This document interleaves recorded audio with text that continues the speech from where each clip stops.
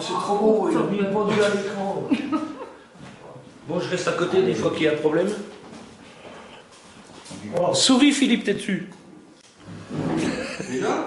Oui. Bon, ça c'était la pub hein, que tout le monde a eu normalement, que j'avais faite. Donc je ne sais pas si elle a apparu, parce qu'on n'a pas de retour dans l'Est républicain ou pas. Je ne sais pas, je n'ai pas le journal sur moi transfert. Donc si on a l'occasion d'Olivier, de voir Olivier, on lui posera la question. Voilà, donc peut-être que les messieurs n'avaient pas lu la pub.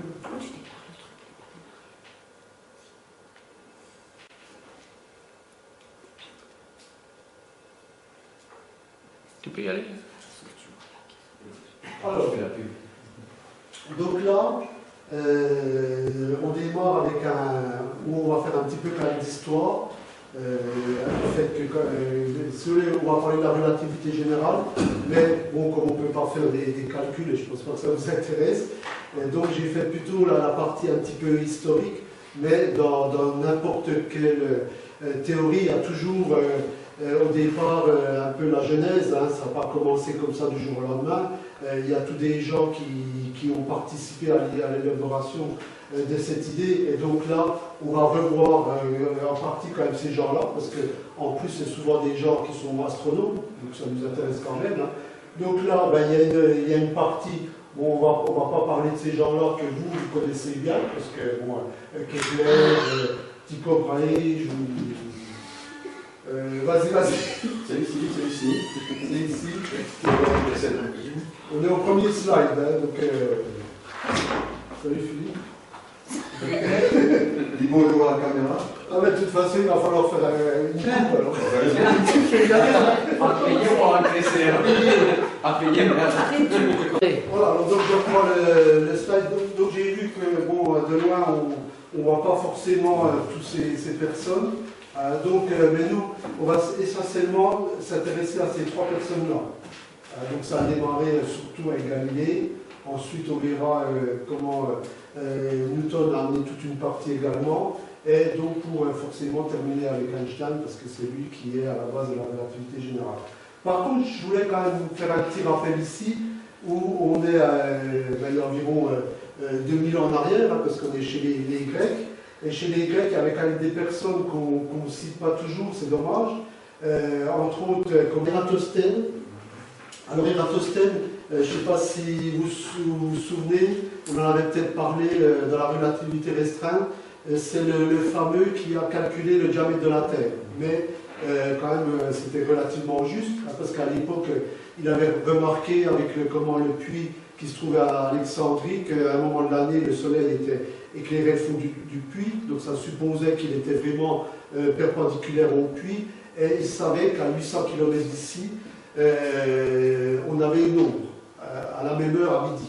Et donc à partir de là, à partir d'un calcul trigonométrique, il a déterminé l'angle, et donc après 800 km, hein, connaissant l'angle, c'était facile entre guillemets, il a déterminé le diamètre la circonférence de la Terre. Donc ça s'est passé quand même hein, 2000 ans, hein, donc exactement, c'était 300 ans avant Jésus-Christ. Hein, parce que souvent on parle de gens beaucoup plus contemporains. Après il y a Aristote découvert que la Terre tournait autour du Soleil. Alors ça, il y a eu toujours un petit peu une polémique, hein, parce qu'on a dit c'est pas vrai, c'est pas lui, il y a 2000 ans, c'est pas possible. En fin de compte, Aristote, tous ces documents ont été brûlés quand la bibliothèque d'Alexandrie a été brûlée, tout a été détruit et on n'a plus rien retrouvé. Donc c'était difficile de savoir. Mais alors c'est pour ça qu'il y a eu toujours un doute par rapport à ça. Mais certains historiens ont retrouvé dans les documents d'Archimède, entre autres Archimède, il y a un bouquin où ça ne pose pas de confusion, pas de problème, et dans le bouquin il est très clairement écrit que Aristote avait découvert que la Terre tournait autour du Soleil. Voilà, donc c'est pour rappeler un petit peu, parce que c'est un rapport à l'astronomie, hein, comme on fait de l'astronomie. Et je citerai également alors, Hypatie, je ne sais pas si vous connaissez. C'était la première femme vraiment scientifique. Alors je la cite parce que Bon, on a beaucoup de femmes dans le club, donc c'est par rapport à eux. D'ailleurs, dans le slide, elle n'est pas citée. Donc c'était peut-être un phanocrate qui a fait ça, je ne sais pas, moi j'ai fait un copier-coller, pour être honnête. Donc on en parle un petit peu. Alors donc c'était la première femme qui est vraiment scientifique, d'ailleurs elle a enseigné à Rome, hein. Et donc elle a même dit, elle a repris un petit peu ce que Aristote avait fait. Elle a même dit elle a repris le fait que la Terre tournait autour du Soleil, mais elle a même dit suivant une ellipse. Donc ce qui n'était pas étonnant parce que elle enseignait beaucoup le cône d'Apollinaire, c'était un cône en bois, et si on coupe des tranches en travers, on obtient une ellipse. Il faut le couper bien perpendiculaire pour avoir un cylindre, mais si vous êtes en travers, vous avez une ellipse, et plus vous êtes en travers, vous avez une parabole, une hyperbole. Et donc, elle, comme elle s'amusait beaucoup avec ce genre de choses avec ses élèves, donc elle avait défini que la Terre tournait autour du Soleil, mais suivant une ellipse. Alors il y a un très bon film, hein, c'est Agora, il y a eu des petites polémiques justement par rapport à cette partie-là, mais qui par rapport à Archimède, hein, si on fait des recherches, on voit qu'Archimède savait très bien, donc il n'y a pas de raison. Et elle lisait les rouleaux, hein, parce que c'était pas des livres, c'était des rouleaux à l'époque, les rouleaux d'Aristote. Voilà. Donc malheureusement, elle a été lapidée par les chrétiens. Et la bibliothèque d'Alexandrie a été brûlée par les chrétiens. Bon, les chrétiens aiment bien s'amuser avec le feu, parce qu'ils ont brûlé également Bruno plus tard, mais bon. Voilà, donc... Dans l'expression, vous ne m'avez pas cru, vous m'aurez cru. Oui, c'est vrai, tu vois, elle est pas mal, je ne connaissais pas, on est passé un temps, mais bon. On va la sortir. C'est souvent la dark qui dit ça. Alors, là, on va reprendre ces trois personnes importantes, hein, Aristote, 400 ans avant Jésus-Christ. Alors, après, on va reprendre également Galilée. Donc, Galilée, c'est beaucoup plus récent parce que c'est 1500 ans. Hein. Et donc, ensuite, on va parler de Newton.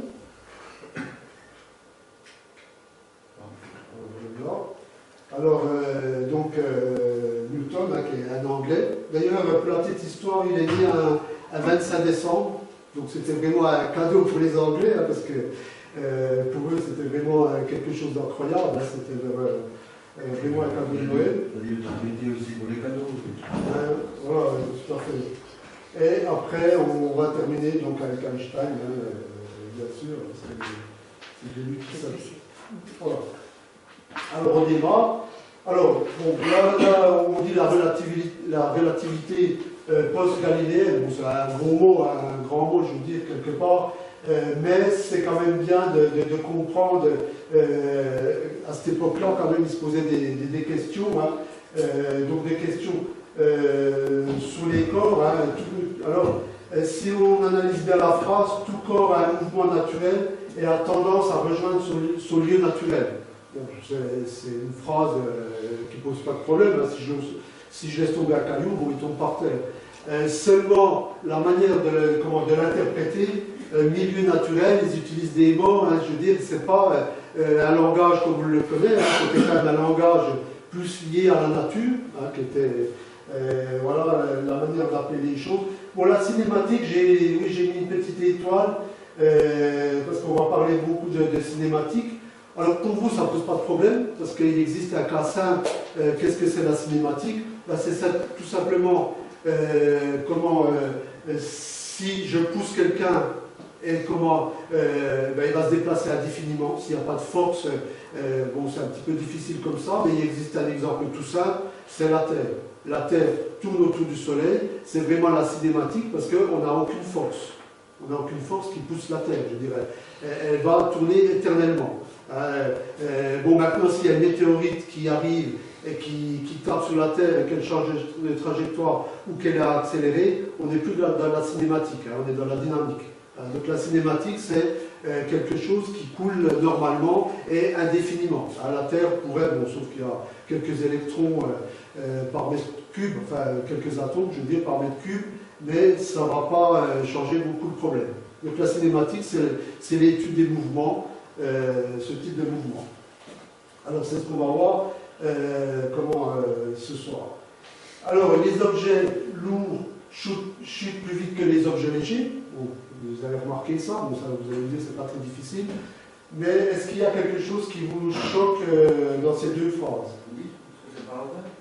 Donc là, il est évident que les objets lourds chutent plus vite que les objets.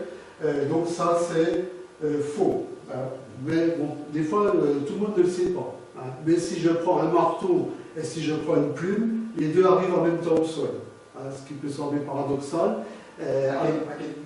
Alors, mais on va parler tout de suite, je le dis simplement maintenant. À l'époque, Aristote avait fait ce constat-là, et ce constat, on verra par la suite qu'il est faux. Voilà, alors, donc là, on va attaquer, mais avant de rentrer vraiment dans l'explication de la relativité générale, je vais faire un petit retour en arrière concernant la dernière conférence qui était la relativité restreinte. Déjà, le monsieur ne l'a pas vu, donc ça va l'intéresser. Alors, la relativité restreinte, hein. Bon, là, on va déjà parler quand même de Galilée au départ. Alors, Galilée, lui, s'est simplement aperçu, elle a fait cette expérience, hein, je vous souviens, on en a parlé, l'expérience du bateau. Donc là, j'ai un petit, excusez, ça, je prends le bouton. Là, j'ai un petit bonhomme qui se situe par ici, qui lâche un caillou.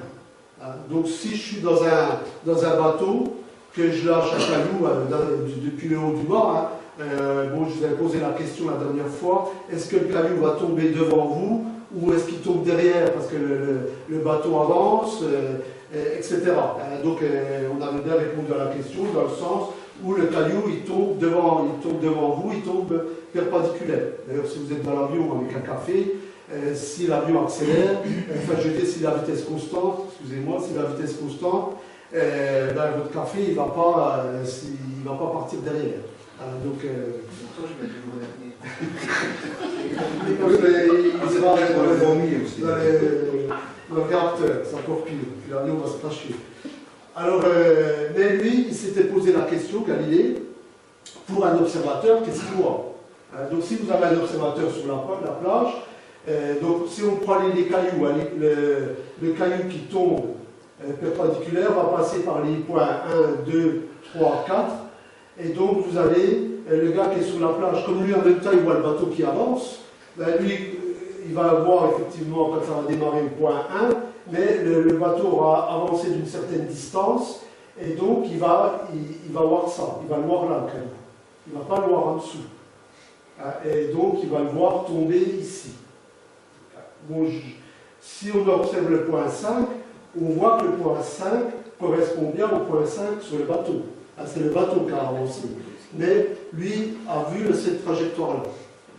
Donc, Galilée s'était posé la question. D'ailleurs, à l'époque, il avait fait véritablement l'expérience où dans un bateau, dans une cale de bateau, ils avaient amené des oiseaux, tout ce qu'on pouvait imaginer à l'époque, pour voir s'il y avait un moyen de définir si on était dans la cale d'un bateau à l'arrêt ou un bateau qui avançait sur une mer calme. Attention, dans tout ce que je dis, on parle toujours de vitesse constante. Hein. C'est comme vous actuellement, vous déplacez ça doit être à 1600 km/h autour de la Terre et à 30 km/s autour du Soleil, on ne sent pas de vitesse. Autrement, on serait collé au mur, il n'y aurait même plus de mur.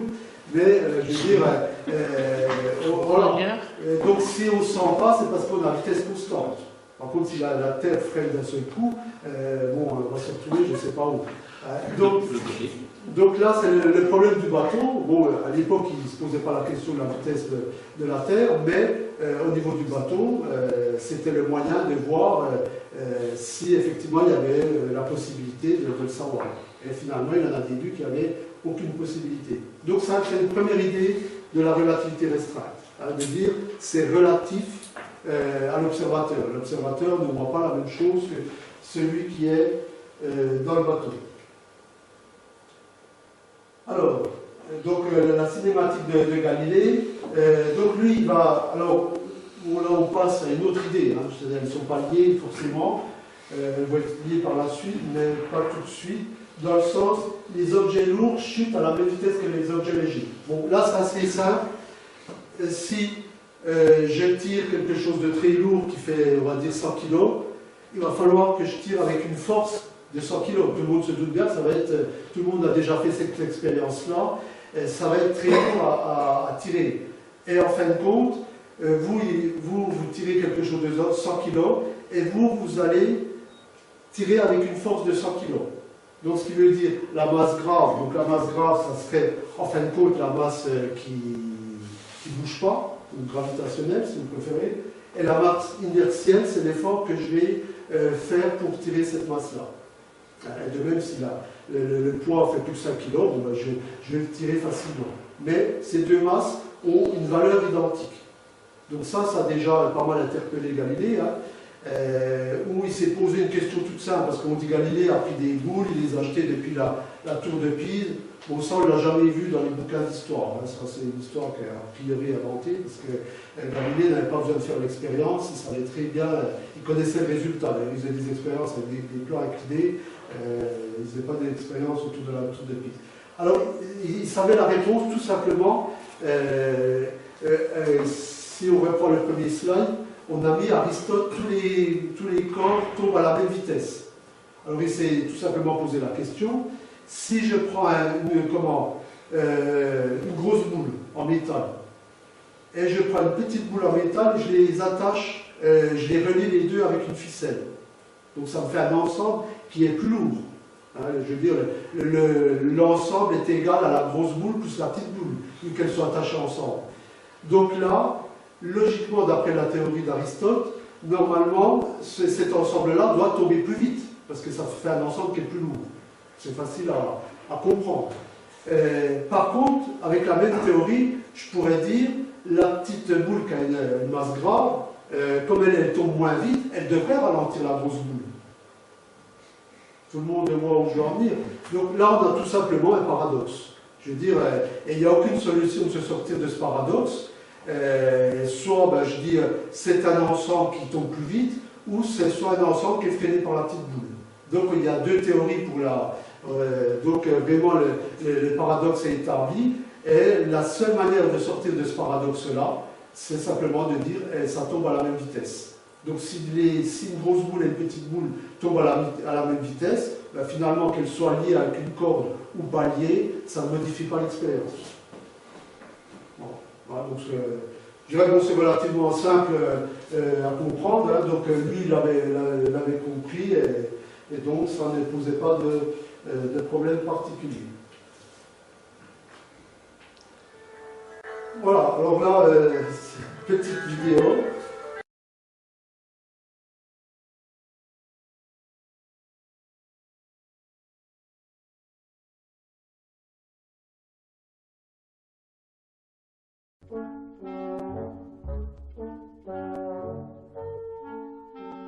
Well, in my left hand I have a feather. In my right hand a hammer. And I guess one of the reasons we got here today was because of a gentleman named Galileo a long time ago who made a rather significant discovery about falling objects in gravity fields. And I'll drop the two of them here and hopefully they'll hit the ground at the same time. How about that? That proves that Mr. Galileo was correct in his findings. Après, on a fait la même expérience. Donc effectivement, ils ont fait l'expérience sur la Lune. Hein, mais bon, c'était une image pas très bonne parce que c'était quand même en 71. Ça ne devait pas être un peu long, ça devait être un peu plus tard. En 14, je crois. Ah oui, c'est possible, je ne sais pas ça. Et donc, bon, c'est vrai que si on fait l'expérience ici, elle sera faussée parce qu'il y a l'air. Donc il y a l'air qui va freiner la grosse boule qui a une surface qui s'oppose plus à l'air que la petite boule, va être plus freinée. Donc, ça, enfin, je veux dire, ça va modifier l'expérience. Par contre, si on fait dans un cylindre à vide, c'est l'expérience qui va être faite par la suite, ou sur la Lune, parce que sur la Lune, c'est pas un vide parfait, mais on a quand même un vide quand même quelque part, hein, où on s'approche vraiment du vide. Et donc là, on voit très bien que dans le film, c'est pas très net, on voit très bien que la plume et le marteau arrivent bien en même temps. Voilà. Alors, un peu enfermé qui fait vraiment sur la Lune. Oui, Puisque le temps de chute ne serait pas le même que s'ils avaient fait ça sous une grande salle sur Terre. oui, c'est vrai que... Le temps peut se calculer. Le temps de chute. Voilà, mais bon, on l'avait quand même calculé avant. Hein, Oui, non, mais ça confirme vraiment l'expérience. Pour ceux qui disent qu'en fait ils n'ont pas été sur la Lune, ils étaient dans un espace couvert sous vide, c'est pas vrai. Parce que cette expérience aurait été pareille. Non, c'est beaucoup plus difficile. Oui. Mais il faut... La gravité étant 6 fois plus grande, c'est tomber 6 fois plus vite. Voilà, tout à fait, oui. Donc, effectivement, il faut modifier la gravité. Alors, bon, ben là, on en a fini pour Galilée. Hein, donc, Galilée qui a vu donc, ce problème de ce début de relativité hein, entre le gars qui est sur le bord et puis le gars qui est dans le bateau. On peut voir un peu la même chose avec le train, hein, où on a un peu les mêmes phénomènes. Et donc, maintenant, on va passer à Newton. Hein. Alors, Newton, il y a la fameuse anecdote de la pomme. Hein. C'est vrai que la pomme, on la retrouve soit à Cadaël, on la retrouve avec Newton. Voilà, donc, où il s'est posé la question. Alors, ce que va faire Newton par rapport à Galilée, parce que comme il vient après Galilée, c'est qu'il va surtout formaliser tout ça. Il va transformer ça en équation, hein, parce que avant Newton, c'était pas très formalisé. Et donc, par rapport à ça, quand il va faire ses formules, toutes ces formules mathématiques, il va partir tout simplement du principe qu'on peut calculer la chute d'une pomme, mais ça sera exactement la même chose que si on calculait la Terre qui tourne autour du Soleil. C'est la même chose, c'est le même phénomène. Il n'y a pas deux phénomènes différents. Une pomme, un objet qui tombe, etc. Ça fonctionne exactement pareil. Alors, à partir de là, on l'a considéré un petit peu comme le Moïse, hein, c'était une expression, si on lit des livres d'histoire, c'est une expression qu'on va retrouver, parce que,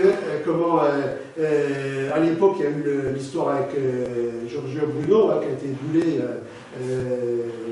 du fait qu'il disait que la Terre ne tournait pas, parce que la Terre tournait autour du Soleil. Et donc, lui, il n'y avait plus de questions possibles, parce qu'on pouvait calculer. Donc c'était plus des on-dit, c'était plus n'importe qui pouvait faire le calcul et on s'apercevait qu'il avait forcément raison. Donc à partir de là, c'est un peu comme Moïse quand il a emmené les Hébreux d'Égypte, hein, il les a sauvés. Bon ben là, en quelque sorte, il sauve un peu la science hein, par rapport à l'Église. C'est pour ça qu'ils avaient utilisé le terme n'est pas gratuit. Bon, donc là, je pense qu'il n'y a rien de particulier, hein, donc savoir que n'importe quel objet fonctionne de cette manière-là, qu'on parle d'objets célestes ou d'autres objets. Alors bon, ce qu'il a surtout fait, c'est qu'il a sorti 3 lois vraiment importantes et fondamentales. Alors mais avant de parler des lois, quand même, on va parler du temps, le temps de Newton. Alors pour Newton, le temps est universel. Ça veut dire que si je suis sur une exoplanète, par rapport à quelqu'un qui est sur la Terre, le temps s'écoule. Lui, le temps est quelque chose d'universel. Tout le monde a le même temps, comme s'il y avait dans l'univers une horloge, et puis tout fonctionne par rapport à cette horloge-là. Alors mathématiquement, pour lui également, le temps, il nous dit que, parce que Newton était quand même un mathématicien avant tout, hein, qu'on le représente suivant une ligne droite. Hein, on a 0, d'un côté on va en moins, d'un côté on va en plus. Bon, ce qui est aujourd'hui mathématiquement faux. Parce que pour un mathématicien aujourd'hui, une ligne, c'est un ensemble de points qui sont continus. Hein, et donc le temps, si vous voulez, le présent représente un point. Le futur représente le point qui va venir, il n'existe pas encore, il va arriver. Et le passé, c'est un point qui a disparu. Donc on ne peut pas représenter le temps suivant une ligne. C'est mathématiquement faux. On peut appeler ça une spatialisation, je crois, vous vérifiez. Mais ce n'est pas très juste. Voilà. Alors donc ce temps est universel. Donc ça c'était un point important hein, qui a été beaucoup repris. et après ces fameuses lois. Alors les lois, ben, on ne va pas trop s'attarder dessus. Hein. La première loi, la loi d'inertie, c'est la fameuse loi de la cinématique, hein, la plus simple. Un corps, la Terre se tourne autour du Soleil. S'il n'y a pas de phénomène, s'il n'y a rien, ben, elle tourne éternellement autour du Soleil. Je peux calculer son emplacement hein, par les calculs de Kepler et compagnie, mais elle tourne autour du Soleil. La deuxième loi, ben, c'est toute la partie dynamique qu'on va utiliser plus tard en maths. Hein. Donc la dynamique, c'est quoi? Ben, on va ajouter des forces à la cinématique. Comment ma Terre qui se déplace prend un gros météorite sur la tête, donc auquel cas elle a une trajectoire différente, et je vais calculer cette trajectoire, hein, ou ça peut être de l'énergie, de la chaleur, hein, chaleur, choc, accélération, tout ça sont des phénomènes dynamiques, hein, donc on sort de la cinématique. Et la troisième, là on va passer rapidement, simplement un petit mot quand même sur la loi d'action-réaction. Ben, tout le monde connaît dans le club les fusées à eau, hein. Donc c'est l'application directe de la troisième loi de Newton. D'ailleurs c'est dommage qu'il ne l'a pas mis sur cette tableau, j'ai regardé. Du fait que quand on fait décoller une fusée en haut ou avec autre chose, hein, c'est pareil, vous avez une réaction et la réaction est équivalente à l'action, à la poussée. Hein, donc l'action-réaction, et c'est comme ça que la fusée peut se déplacer. Hein, et ça marche aussi bien dans le vide. Parce qu'on peut se poser la question, dans le vide, si je suis sur la table, la réaction se fait sur la table. Hein, mais là, la réaction se fait à la sortie de la tuyère, hein, et donc on a bien le phénomène de action-réaction.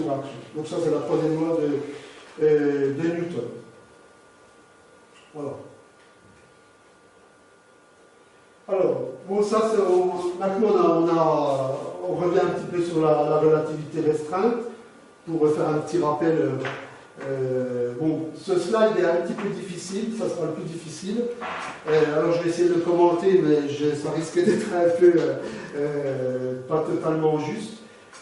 Si vous voulez, si je prends un noyau dans un aimant, dans un électroaimant, mon noyau bouge.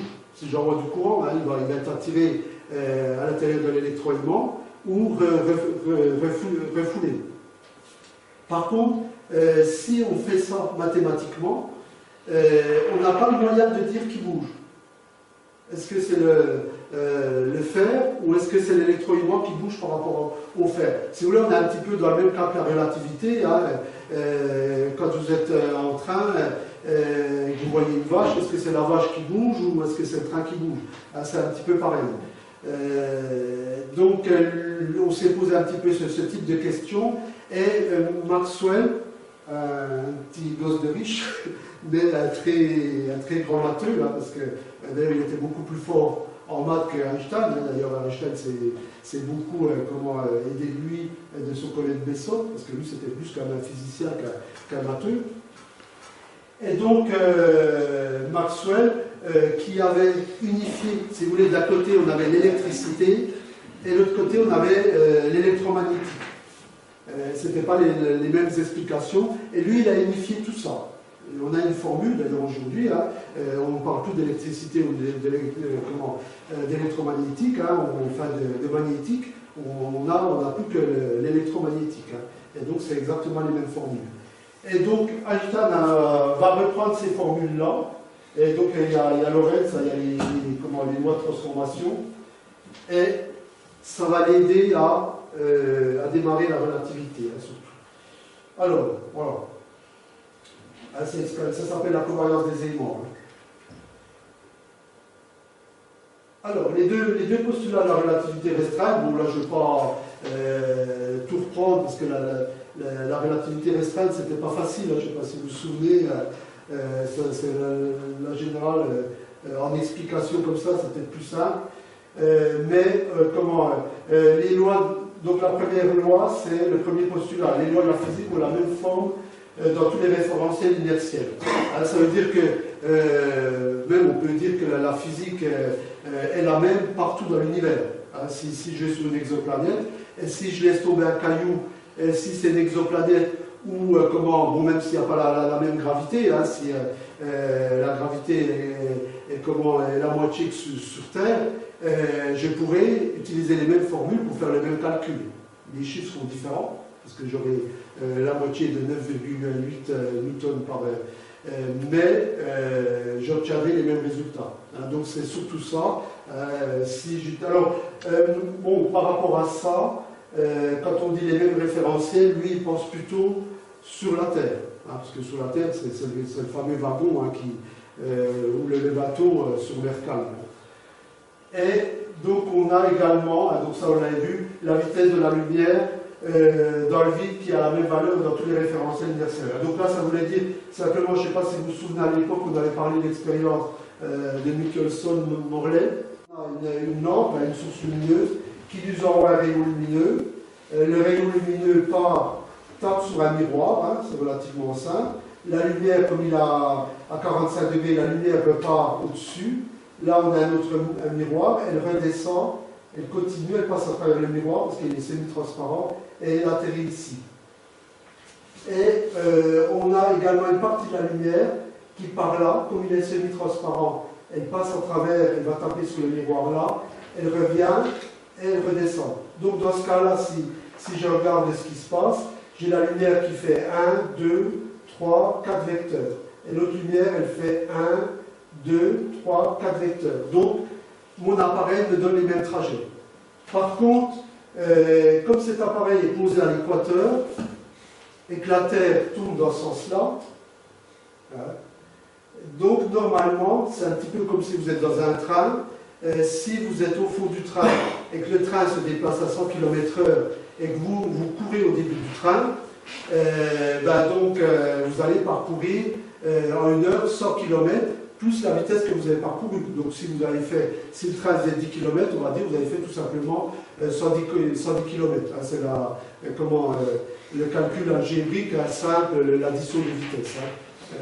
Donc ça ne pose pas de problème. Donc avec cette expérience-là, on veut faire la même chose, sauf qu'on se dit, comme cet appareil-là est posé quasiment à l'équateur et que la Terre se déplace à ce sens-là, la lumière devrait se déplacer dans ce sens-là, mais on va pouvoir ajouter plusieurs fois pour cette partie-là, hein, on va pouvoir ajouter la vitesse de la rotation de la Terre. Par contre, là, on n'a pas, pour la lumière qui est ici, on n'a pas la rotation de la Terre. Donc, ce qui fait qu'on doit trouver une différence de vitesse. Et Michelson et Morley trouvaient aucune différence. Alors là, ils sont vraiment grattés les cheveux parce que ce n'est pas vraiment ce qu'ils attendaient. D'ailleurs, même à un moment donné, pour la petite histoire, ils sont toujours dit, parce que ça posait un problème un peu quasi religieux à l'expérience-là, et donc ils ont même dit au regret d'avoir fait cette expérience-là. Mais donc, elle a été refaite des quantités de fois, et à chaque fois, ça confirmait bien, hein, on avait un système de franges, hein, et ça confirmait bien que la vitesse allait toujours à la même vitesse, soit environ 300 000 km/s. Donc c'était à côté de ça. La vitesse de la lumière, ça. La vitesse de la lumière, hein, tout à fait. Donc 300 000 km/s, hein, qui est une vitesse relativement phénoménale. Donc dans la relativité restreinte, on avait été beaucoup plus loin pour expliquer ça, mais c'est ce qu'on peut en retenir, hein, ces deux choses-là. Hein. Voilà. Alors, donc maintenant, par rapport à ça, on va reprendre l'expérience de Galilée. Donc Galilée avait fait cette expérience-là en jetant un caillou.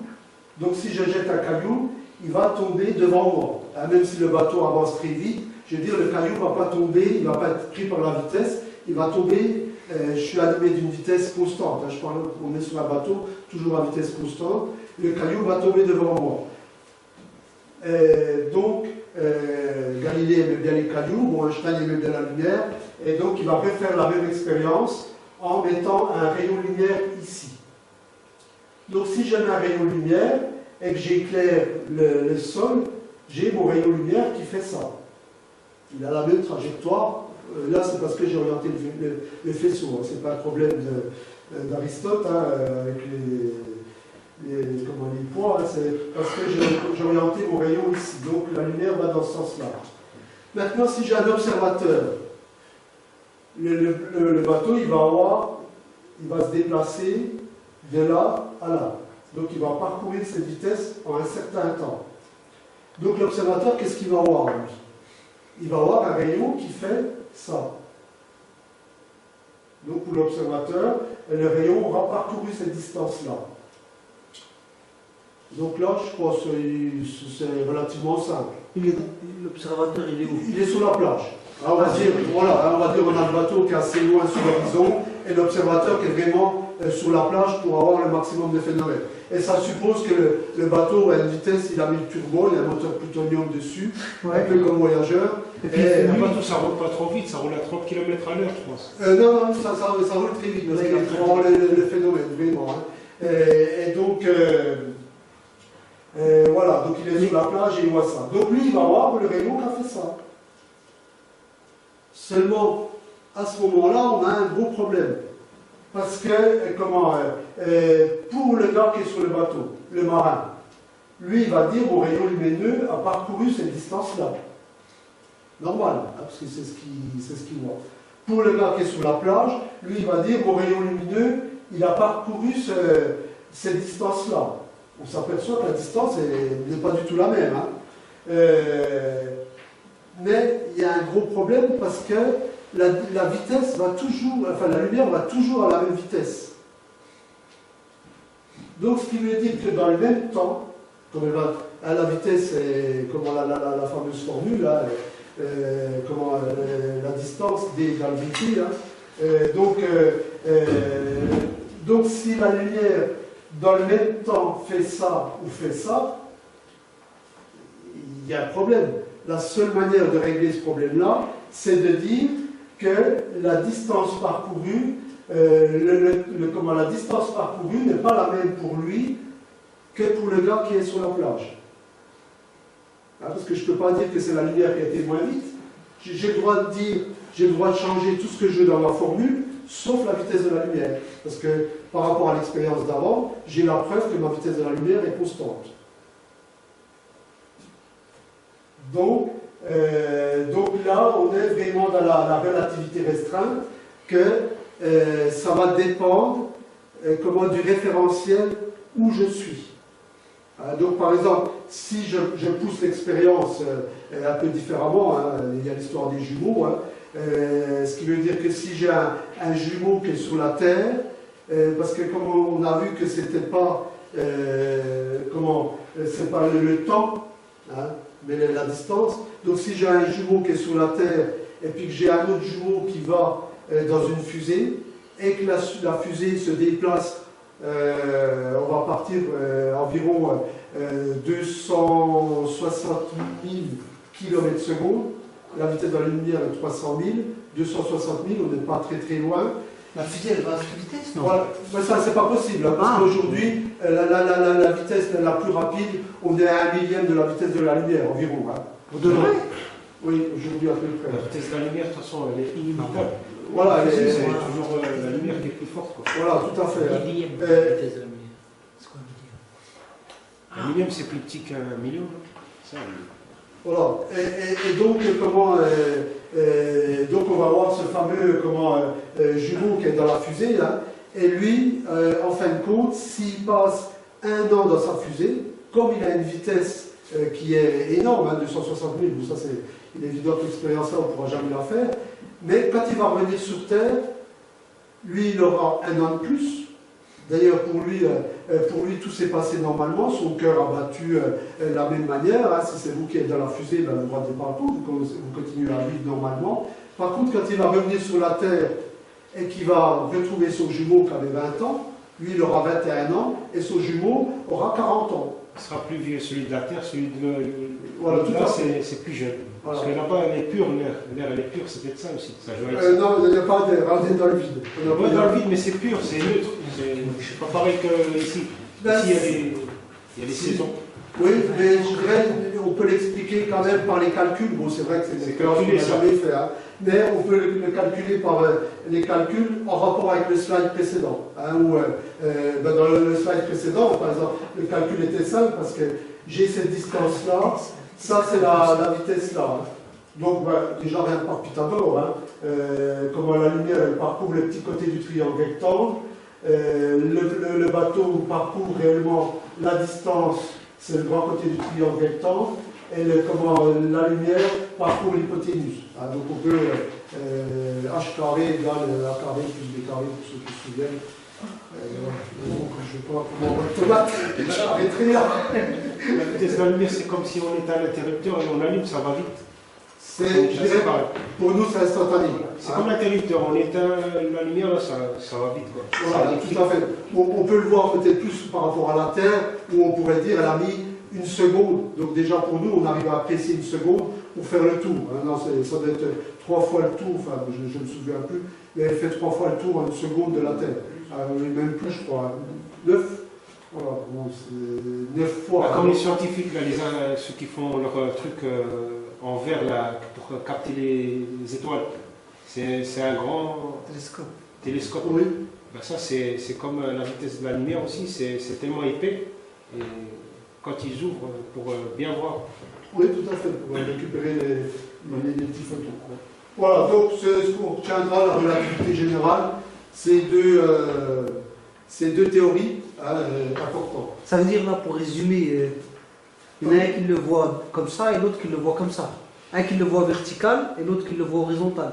Bon, il faut savoir quand même qu'il ne faut pas trop chercher dans le détail parce que c'est une expérience de pensée. Oui. Parce que, je veux dire, pour le voir comme un spot qui se déplace, on a déjà qu'on a une vitesse phénoménale. Imaginez, oui. C'est progressif. Voilà. Donc c'est progressif, la vie elle est progressive. Voilà, donc c'est vraiment une expérience de pensée. On s'imagine, mais bon, il y a des expériences de pensée qu'on peut faire et après vérifier par les calculs. C'est ce qu'on a fait là en l'occurrence. Et donc on sait que l'expérience est bonne. Mais je dirais dans le détail, qu'est-ce qu'on voit exactement, c'est un petit peu difficile quand même. La vie elle est différente. Voilà. L'idée c'était un dans les sens de mouvement et l'autre dans les... C'est comme le bateau, comme il a dit, il est là, puis il va, puis ça change. Alors, donc là, on va attaquer la relativité générale. Donc, je vais te donner une fusée, on attaque seulement la relativité générale. Et comment, donc Einstein, qui est l'inventeur de la relativité générale, en 1915, la restreinte, les deux théories qu'on vient de voir précédemment, c'était 1905, générale, c'est 1915, 10 ans après. Donc lui n'était pas très satisfait de cette histoire-là, parce que surtout, ce qui l'embêtait en priorité, c'était Newton avec le temps universel. Il se disait, bon, le temps universel, dans la relativité générale, on voit bien que ça coince, parce qu'ils n'ont pas le même temps. Donc, ça ne peut pas fonctionner. Donc là, il fallait trouver quelque chose pour expliquer cette théorie-là. Pour contredire Newton, il fallait pouvoir mathématiquement le contredire, en fin de compte. Donc effectivement, je vais la gêner en gras, il ne traitait pas l'accélération. Oui, dans la relativité restreinte, je ne sais pas si vous vous souvenez, on a toujours parlé de vitesse constante. Il n'y a pas d'histoire d'accélération, il n'y a pas de force, il n'y a rien. C'est le bateau qui se déplace à vitesse constante, c'est la cinématique de la Terre autour du Soleil à vitesse constante, etc. Donc lui, il s'est quand même posé la question, si j'accélère avec une fusée, si j'accélère, qu'est-ce qui va se passer? Donc ça, on n'en parlait jamais, et donc la relativité générale va être surtout là pour répondre à cette question.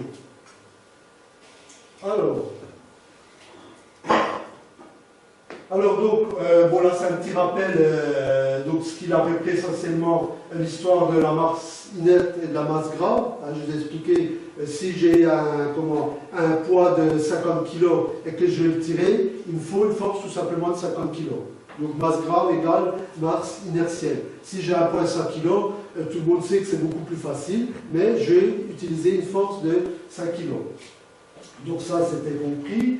Après, la deuxième est présentée comme une interprétation par Albert Einstein en termes de relativité de l'accélération, et c'est un élément clé de la construction de la relativité générale. Et là, la troisième, c'est l'extension de la deuxième. Voilà. Mais on ne va pas trop s'attarder sur le slide là, sachant qu'on va en revoir ça en détail. Alors, on va avoir besoin de plusieurs outils pour bien comprendre. Alors, lui, c'est pareil, il a refait, parce qu'Einstein était comme un enfant, il aimait vraiment faire des expériences de pensée. Il se posait des questions toutes simples. Alors, les gens croient qu'il se posait des questions incroyables, mais il se posait un peu des questions comme un gosse souvent peut se poser, tout simplement, parce qu'un gosse, il n'a pas encore de poser la question, etc. Et il s'est posé tout simplement la question, si je suis enfermé dans une cage, ici, sans fenêtre, sans rien, ou si je prends cette cage-là et je la mets à l'intérieur d'une fusée, maintenant, si je suis posé sous la terre, c'est le cas-là, et que je laisse tomber ma pomme, bon, tout le monde sait un petit peu ce qui se passe, tout le monde a... Bon, aujourd'hui, on ne sait pas sa pomme, mais c'est son téléphone portable, hein, qui tombe par terre et qui s'éclate au sol. Moi, donc, ben, lui, c'était une pomme. Et donc, là, on se pose exactement la même question si j'ai une accélération dans la fusée. J'ai une accélération dans ma fusée et je laisse tomber également ma pomme. Comment le petit bonhomme-là peut savoir qu'il est posé au sol ou qu'il est dans la fusée? Bon, pour les matheux, j'ajoute quand même quelque chose, c'est que quand on est sous la Terre, comment on a... Il y a la gravité. Il y a la gravité. Voilà. Hein, donc quand on est dans la fusée, c'est antigravité. Voilà, on a un poids sous la Terre. Hein, c'est-à-dire on a une masse qui est constante. Par contre, le poids, il est fonction avec la gravité, comme dit monsieur, par laquelle on a tiré au sol. Et donc, elle est de 9,81. Donc, au niveau de ma fusée, il va falloir que j'ai une accélération de 9,81. Hein, parce que si j'ai une accélération qui est de 2G, 1G, ça fait 9,81. Bon, là, vous allez tout de suite savoir comment, que vous n'êtes pas sous la Terre. Hein. C'est comme quand il y a une navette qui démarre ou autre, quand on envoie une fusée, bon, le gars, il a carrément les joues qui partent à côté des oreilles. Et la force de poussée est la même que la force d'attraction terrestre. Hein. Voilà, tout simplement. Alors, donc, à partir de là, voilà. Donc, on va faire un petit quiz pour voir si vous avez compris. Parce que je vous aimez bien les quiz, hein, ça fait partie du mamelle de l'association. Alors, la capsule se déplace à vitesse constante. Donc ça veut dire que je pars de la Terre vers la Lune, je suis à vitesse constante, hein, comme un bateau. Le voyageur qui est dans la capsule, est-ce qu'il ressent la gravité, à votre avis? Non. Non? Tout le monde est d'accord avec ça? Alors, réponse. Félicitations. Alors, il ne ressent pas la gravité. Hein, elle se déplace à vitesse constante, donc il est en impesanteur. Le décollage, si, quand même. Le décollage, il sent, mais après... Ah, attention. Mais là, c'est vitesse constante. Ouais. Là, il y a des moteurs qui sont coupés. Hein. Il faut aller Comment les moteurs sont coupés. Je reviens un petit peu sur la notion de cinématique, parce que le monsieur n'était pas là. Et là, la cinématique, c'est comment, si tu veux, c'est la Terre qui tourne autour du Soleil, mais s'il ne se passe rien, qu'il n'y a pas de météorite qui la cogne, qu'il ne se passe aucun phénomène, elle tourne infiniment. Constante. Voilà, c'est constant. C'est comme si je te pousse, et puis après, tu marches toujours. Tant qu'il n'y a pas une force qui te stoppe ou qui te repousse, Ça reste constant. Ça reste constant. Donc là, on est constant parce que entre la Terre et la Lune, il n'y a pas d'air. Il n'y a rien. C'est le vide. Pas un vide parfait, mais c'est quasi le vide. Donc, à vitesse constante, comme il n'y a aucune force, il n'y a rien de tout, il se balade dans sa capsule. Alors, je passe à la suivante. Alors, dans mon petit quiz. Alors, la capsule est en chute libre. Alors là, c'est vrai que le mot chute libre, il n'est pas toujours parfaitement compris. C'est, par exemple, quand vous envoyez, si on prend une orbite, un satellite, excusez-moi, qui est en orbite autour de la Terre, on en a des quantités incroyables aujourd'hui.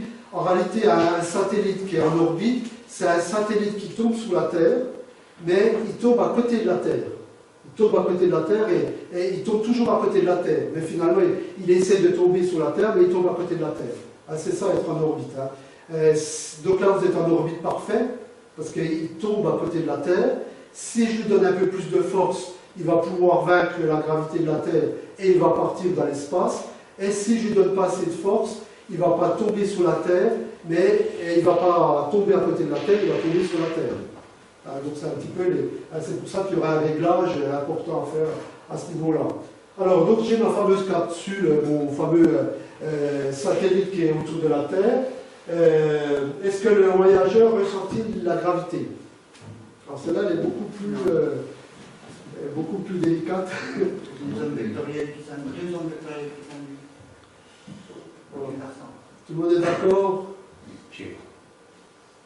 Le voyageur, s'il voyage sur la fusée, ben, il ne sentira pas la gravité. Donc effectivement, bon, ça sera un peu moins formalisé, ça ressemble à la question de Philippe, enfin la réponse de Philippe. Effectivement, il sera toujours en apesanteur. Il tombe, hein, mais il est en apesanteur parce qu'effectivement les forces s'annulent, hein, on n'a pas la force de gravité, on n'a pas la force de poussée. C'est puissant au-dessus. Il a quand même la gravité parce qu'il ne sort pas. C'est Il tellement y a puissant. la gravité, non, parce la force de gravité elle est compensée par la force de la vitesse qui est. Voilà, tout à fait. La Ils fusée. seront même soumis. Parce qu'il sort, sinon il sortirait. Non, mais même s'il sort, il ne pourra plus être en gravité. Parce Il est qu'il quand même un peu. il est dépassé, il est sorti de la couche de la Terre. Il y est, mais ils sont pas. Ben, il est évident que dans cette expérience, hein, Ce sera, comme on dit, il sera. Oui.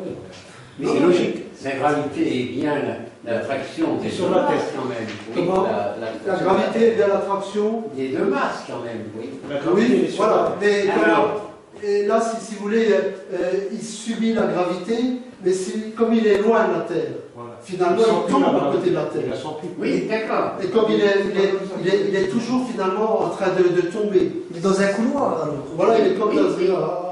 il est comme toujours en s'il train de tomber en dehors de la Terre. En dehors, voilà.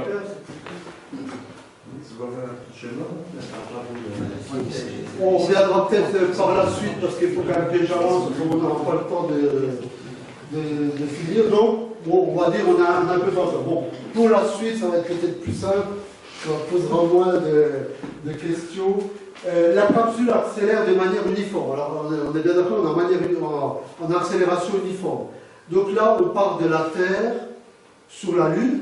Et à un moment donné, hein, dans les programmes Apollo, par exemple, on n'est pas constamment en accélération. D'ailleurs, on est rarement en accélération. Hein, si vous voulez, une fois qu'on a atteint une vitesse qui est à environ de 12 km/s, hein, à ce moment-là, on coupe les moteurs. Et la vitesse, on va la garder pratiquement toujours, parce que vous n'avez pas d'air, vous n'avez pas d'atomes qui vous freinent, pas de choc d'atomes, etc. Donc, on va garder cette vitesse constante de 12 km/s. Donc, on est dans ce cas-là, la capsule accélère de manière uniforme. Donc, ça veut dire qu'on a allumé les moteurs et qu'on va aller plus loin que la vitesse de 12 km/s. On allume, on met un coup pour redonner une direction, hein, ça arrive souvent, hein, quand on s'éloigne de la direction, on remet un petit coup pour reprendre les cap. Alors là, au moment où on accélère, qu'est-ce qui se passe? Est-ce que le voyageur est-ce qu'il ressent la gravité? Il est scotché sur son siège. Ben oui, il ressent la gravité. Bon, Après, ça dépend de la puissance continue. oui, mais au niveau de la puissance, je suis à 9,8 de puissance. Hein, parce que je mets la même puissance qui est l'équivalent de la gravité terrestre. Hein, autrement, si je mets un G, je mets un G d'accélération. Mais comme on accélère, on sent la puissance. En parlant de la fusée, Oui, mais si tu mets moins, ça sera comme s'il était sur la Lune. Si je mettais la moitié là, si je mettais la moitié là, si je mettais le 0,6 d'un G, quand on comprend, on met des il notes. y aurait la même. C'est pas un G. J'ai un stylo, c'est Oui, C'est un G plus ton accélération. Et l'autre, c'est un G plus aussi ton accélération qui est inférieur à un G. voilà, oui, c'est Mais le cas, je ne peux pas aller en dessous d'un G. voilà. Alors, donc, effectivement, hein, donc on le voit, donc, oui, il est en pesanteur. Ah, d'ailleurs, les petits dessins là sont sympas, hein, parce que, on se rend bien compte que là, il y a une poussée, hein, ici, il y a une poussée au niveau de la action-réaction, la troisième loi de Newton, hein, donc on a une poussée, donc on sent bien qu'il colle, hein, ce qui est un petit peu logique. Hein. Voilà, donc j'en arrive à la dernière question du quiz. Donc la capsule est posée sur la Terre, on n'a encore pas allumé les tuyères, on attend pour démarrer. Qu'est-ce qui se passe? Est-ce que le voyageur ressentit de la gravité? Il la sent au décollage, mais après il la sent. Il sent rien, puisqu'il est comme sur Terre, comme l'humain. Ben, il ressent la gravité terrestre, il ressent la gravité. On l'a subi, mais on la ressent pas. Ah ben oui, non, mais bon, quand je veux dire, est-ce qu'il l'a subi, hein, on va pas jouer sur les termes. Il flotte pas. Il a subi, hein, parce que dans tous les exemples, c'est est-ce qu'il flotte ou est-ce qu'il flotte? Autrement dit, est-ce qu'il flotte? Dès qu'on dépasse la couche, dès qu'on dépasse la couche de la Terre, là il flotte. C'est un peu différent. Ben, c'est quand on arrêtera qu'il sera à vitesse constante. Voilà. C'est pas forcément quand il passe. Dès qu'il sort de la Terre, comme on dit voilà, définitivement, à ce moment-là, il fait des moteurs. Voilà, tant qu'il est sur la Terre, il peut même dans le ciel, c'est-à-dire il ne dépasse pas la couche, il peut rester en gravité. Tout à fait. D'ailleurs, il se met en position de satellite. C'est quand on sort, c'est là que ça fait. Donc on voit bien le petit bonhomme qui est à l'aise. Je vais dessiner tout ça, je dessine. Moi j'ai. Laisse-moi pas. Alors, oui, non, bon, c'est vrai que c'est d'accord. Alors, donc maintenant, on va, par rapport à. Donc on a vu cette histoire d'équivalence, hein, par rapport au quiz, vous avez tous 20 sur 20, on peut en déduire que la gravité, c'est le même phénomène que l'accélération. D'ailleurs, à certains moments, on a du mal à gravité-accélération, c'est exactement la même chose. Donc pour Einstein, il s'est dit, je vais utiliser déjà, ça sera la même manière de formuler les choses. Alors, donc ça, on va oublier, parce qu'on va être obligé de voir un petit peu les outils qu'on va avoir besoin pour expliquer tout ça. Alors là, on repasse un petit peu en géométrie. Donc c'est pareil, la géométrie euclidienne, la dernière fois on en avait parlé. Euclide est un mathématicien qui a plus de 2000 ans et qui a fabriqué les 5 postulats. Aujourd'hui, on ne dit plus postulats, on dit action. On fait un peu n'importe. Et comment les 5 postulats de la géométrie. Et entre autres, on va s'intéresser, bon, les autres postulats, on les utilise tous les jours, hein, ça ne pose pas de problème. Mais le 5e postulat, c'est celui-ci. Non, excusez-moi. Celui-ci, par un point extérieur à une droite, on ne peut mener qu'une seule parallèle à cette droite. Si on l'approche en 5e ou 4e, où on a une droite, on met un point au-dessus, et on trace une parallèle à une parallèle, et il n'y a pas de possibilité d'en tracer une autre. Moi, si vous tracez une autre ligne, elle ne sera pas parallèle. Donc ça, c'est le 5e postulat. Mais ça, vraiment, pendant 2000 ans, il y a les mathématiciens qui sont vraiment grattés la tête en se disant ce postulat, parce que si vous voulez, les maths, il faut bien penser que les maths, c'est des théorèmes qui fonctionnent. Par contre, au départ, les maths, elles sont créées par des postulats. Un postulat, c'est quelque chose qu'on se dit, une théorie, on l'admet. On admet que c'est juste, mais on n'en a pas la preuve, c'est jamais démontré. Donc éventuellement, comme les maths fonctionnent sur 5 postulats, on pourrait se dire, ben, toutes les maths qu'on utilise aujourd'hui, c'est peut-être tout faux. On est peut-être dans un... les formules sont forcément... si vous faites 2 plus 2 font 4, c'est juste, mais peut-être qu'à la base, les chiffres n'existent pas. Voilà. Je ne sais pas si tout le monde me suit dans le raisonnement, hein, mais le postulat est quelque chose qu'on a défini, on a dit c'est comme ça et pas autrement. C'est comme un codage, quoi. Voilà, on a une hypothèse, hein, c'est hypothétique. Alors, alors ce 5e postulat, les mathématiciens pendant quasiment 2000 ans vont se gratter la tête et vont dire il y a quelque chose qui cloche dedans, ça ne va pas, et il faut qu'on trouve pourquoi ça ne va pas. Et pendant 2000 ans, ils n'ont pas trouvé ce qui n'allait pas dans ce postulat-là. Donc, bon, ceci étant dit, Euclide, hein, c'est tout le système cartésien, tout ça, on l'utilise aujourd'hui, ça ne pose pas de problème, hein, malgré tout. Hein. Voilà, donc je continue. Alors, donc, bon, ça c'est un petit peu ce que je viens de dire. Hein. Pendant 2000 ans, la définition des parallèles est mise en doute. Alors c'est aux environs, bon je dis 2000 ans, mais en 1820. Hein. Bon, Kant, je ne sais pas si vous avez déjà entendu parler, c'est un grand scientifique et grand philosophe. Et donc lui, il va, parce que souvent il est cité en science, c'est pour ça que moi je le cite, parce que c'est pour montrer que les grands hommes peuvent parfois aussi se tromper. Et comment, lui il va dire comment la géométrie comme Euclide l'a définie, le postulat il est juste et il n'y aura jamais d'autre géométrie possible. Ça fonctionne et ça ne pourra jamais être autrement. Voilà. Mais à ce moment-là, il y a un mathématicien, effectivement, qui va prouver par A plus B que le cinquième postulat n'est pas forcément juste. Voilà. Alors, ne me demandez pas comment, parce que j'ai déjà regardé. Alors, en réalité, il y en a deux. Hein. Il y a Ivanovic Lobachevsky et puis Riemann. Bon, Lobachevsky, je ne vais pas trop en parler. Mais si vous voulez, lui, il a défini comment dans Euclide, on est parfaitement plat. Hein. Donc lui, il va avoir une topologie, donc on appelle ça hyperboloïde. Bon, souvent dans les bouquins de vulgarisation, ils appellent ça comme une selle à cheval. Ça ressemble un petit peu à une selle. Hein. Voilà. Alors la particularité de cette forme-là, c'est qu'elle est négative. Alors, c'est pas évident de savoir pourquoi, mais on va le voir un petit peu plus tard, c'est assez simple de le définir. Et donc, il y a Riemann qui, lui, va lui faire une géométrie à topologie sphérique. Voilà, donc c'est ici.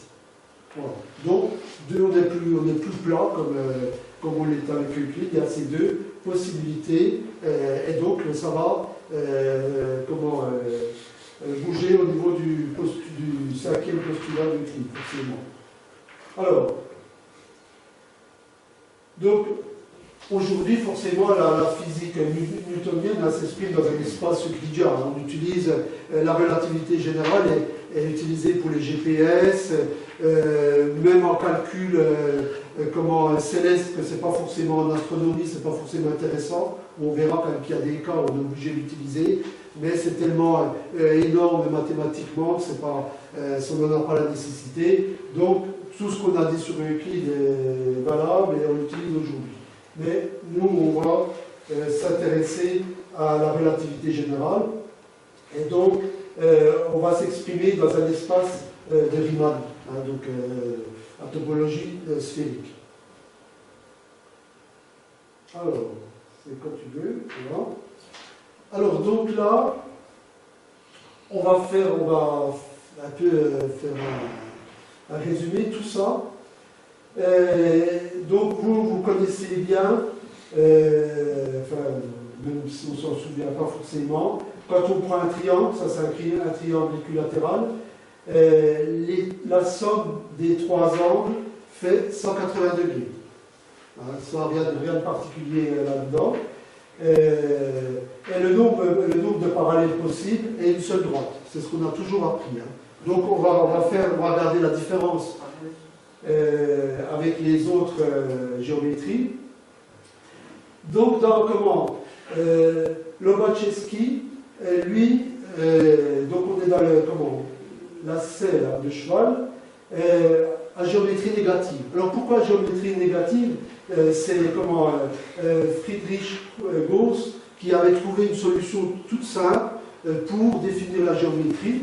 Si je regarde ici mon triangle, là j'avais mon triangle équilatéral avec la somme égale à 180 degrés. Ici, si je regarde cet angle-là, qui épouse naturellement la forme de ma selle à cheval, hein, si je regarde cet angle-là, on voit bien qu'il est un tout petit peu plus fermé que celui-ci. Bon, idem pour les trois autres. Hein. Donc il est un petit peu plus fermé. Donc ce qui veut dire tout simplement qu'il fait la somme des trois angles ne fait pas 180 degrés. On est inférieur à 180 degrés. 90, on peut dire. 90 degrés. Parce que ça fait 30 après. 3 fois 6, 18. Hein. Donc chaque angle fait 60 degrés. Bon, maintenant, ça va dépendre de la topologie. Ici, on n'aura pas 60 degrés, mais peut-être 57, mais si on est encore plus fermé, on va encore diminuer là, on va être fonction. D'ailleurs, Frédéric Gauss, à l'époque, a dit, moi je vais le démontrer. Il avait pris 3 montagnes très éloignées, et il avait calculé entre les pics des montagnes, et il pensait, je dirais le pauvre, parce qu'il était loin de la vérité, c'était pas possible de le démontrer comme ça, mais mathématiquement, quand même, l'idée était bonne parce qu'on va pouvoir l'utiliser par la suite. Alors, donc, et maintenant vous allez deviner, en ce qui concerne la topologie de Riemann, donc sphérique, à ce moment-là, on va avoir cette bête-là. Et donc là, on voit bien que l'angle par rapport à notre angle de référence, ici, que l'angle là est supérieur à 60 degrés. Donc si je trouve 63 degrés pour mon angle, j'ai affaire à quelque chose de positif. Si je trouve 57 degrés, j'ai affaire à quelque chose de négatif. Et dans 60 degrés, à ce moment-là, je suis... bon, il faut avoir un triangle naturellement équilatéral, sinon ça ne marche pas. Alors maintenant, il y a quand même on aura des petits phénomènes bizarres, on ne va pas s'éterniser dessus, mais dans la géométrie euclidienne, on l'a vu, on a seulement une parallèle possible. Dans ce cas-là, on a une infinité de parallèles. On peut, par rapport à une droite, vous pouvez en avoir 1 million, 1 milliard, 1000, enfin ça n'a pas d'importance, on a une infinité. Et dans Riemann, on n'en a pas du tout. Il n'y a pas de parallèle possible. Voilà. Comme quoi, ça a un peu beaucoup bouger les choses. Alors, donc, là, on a vu les fameuses topologies. Donc maintenant, on va parler un petit peu la manière de représenter les choses. Donc là, si je prends ici un trampoline, donc un trampoline, ça peut être, vous connaissez tout ce que c'est, une toile tendue, un caoutchouc, enfin, etc. S'il ne se passe rien sur mon trampoline, la toile est tendue. Si je mets un poids au milieu de mon trampoline, ici on dirait que c'est la Terre, apparemment je reconnais l'Amérique, par des bons yeux. Donc la Terre est posée au milieu de mon trampoline, elle déforme mon trampoline. C'est comme vous, tout le monde n'a peut-être pas fait du trampoline, mais si je vais au milieu d'une toile, la force de mon poids va déformer le trampoline. Donc c'est le phénomène qu'on a ici. Par contre, si je lance une bille, ici, si je lance une bille, elle va tourner. Parce que comme j'ai une pente, elle a tendance à tomber, et ma bille, comme elle est animée alors là, je ne vais surtout pas dire d'une force, mais par la cinématique, d'une vitesse constante, elle va se mettre à tourner. Elle n'est pas à l'arrêt, donc elle va se mettre à tourner autour de la Terre, donc ça pourrait être la Lune, du fait de la déformation de ma toile. Voilà. Donc cette toile, ça représente également l'espace-temps. Alors ce qu'il faut voir à ce moment-là, ce qui est important de savoir, c'est que dans Newton, il y avait quand même un gros problème, je n'en ai pas trop parlé, mais lui, comment Newton avait formalisé ça par des équations, seulement il était incapable de dire qu'est-ce qui fait que qu'un objet est attiré par un autre, qu'est-ce que c'est la gravité. Parce que quand vous dites par exemple, sans l'explication de ce modèle cosmologique, en fin de compte, sans cette explication-là, on est obligé de penser la Terre qui tourne autour du Soleil, elle sait, le Soleil sait que la Terre est là, ou la Terre sait qu'elle est là. Il faut une explication qu'on n'a pas à ce moment-là. Mais dans ce cas-là, il n'y a plus besoin d'explication. D'ailleurs, à ce niveau-là, on peut même dire que la gravité n'est pas du tout une force. Ce n'est pas une force, c'est de la géométrie. C'est de la géométrie, c'est la déformation de mon tissu, Hein, donc ça représente l'espace-temps. C'est la déformation de mon tissu qui fait que ma boule, elle tourne. Si j'avais ici une pente beaucoup plus importante, j'aurais un phénomène différent. Mais ce n'est pas une force. Bon, aujourd'hui, on continue à utiliser une force, comme on continue à utiliser Euclide, parce que c'est plus simple, mais il n'y a pas du tout de notion de force. Dès l'instant qu'on parle de relativité générale, hein, aujourd'hui, notre monde, on dit c'est la relativité générale, c'est la mécanique quantique, hein, et donc on a plus besoin de cette notion de force. Alors, donc, si je continue sur le slide suivant, donc là, on en revient un petit peu à l'explication précédente, hein, où ici, comment j'ai ma boule, qui est la Terre, hein, là c'est le Soleil, qui est normalement 100 fois plus gros. Donc j'ai ma boule qui tourne sur cette espèce de trampoline. Donc, si vous voulez, alors il faut voir que Einstein, à ce moment-là, a une conception du monde, enfin de l'univers qui est totalement différente, hein, où on s'imagine que l'univers, c'est comme une énorme toile. Comme la trampoline. Voilà, comme la trampoline, bon, avec fin ou sans fin, bon là ça peut faire l'objet d'une autre conférence, mais en tout cas une toile où tous les objets sont posés dedans, et donc par cinématique, il tourne autour.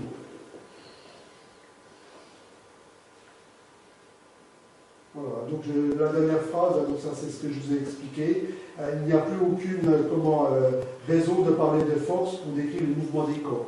Ils sont dans la cuvette et ils tournent parce qu'ils tombent un peu comme une bille. Voilà. Ils tourbillonnent quand même. Ils tourbillonnent parce qu'ils sont... il y a ce mouvement cinématique, hein, au départ, je te pousse et puis tu restes animé toujours du même mouvement tant que quelqu'un ne te freine pas. Bon, maintenant, si la Terre, il y a une météorite qui arrive, elle va être freinée, elle va continuer à tourner, mais après elle va avoir une vitesse constante, mais dans un premier temps, elle va freiner, puis elle va tourner après à une vitesse constante qui sera plus lente que la vitesse d'avant. Hein, ce qui arrive dans l'univers. Hein. À un moment donné, on a été derrière la Lune, on pense qu'elle a été formée comme ça, donc à partir de cet instant, c'est possible que, suivant la force d'impact, qu'elle était ralentie dans sa course. Alors, donc ici, donc, alors, qu'est-ce qui se passe?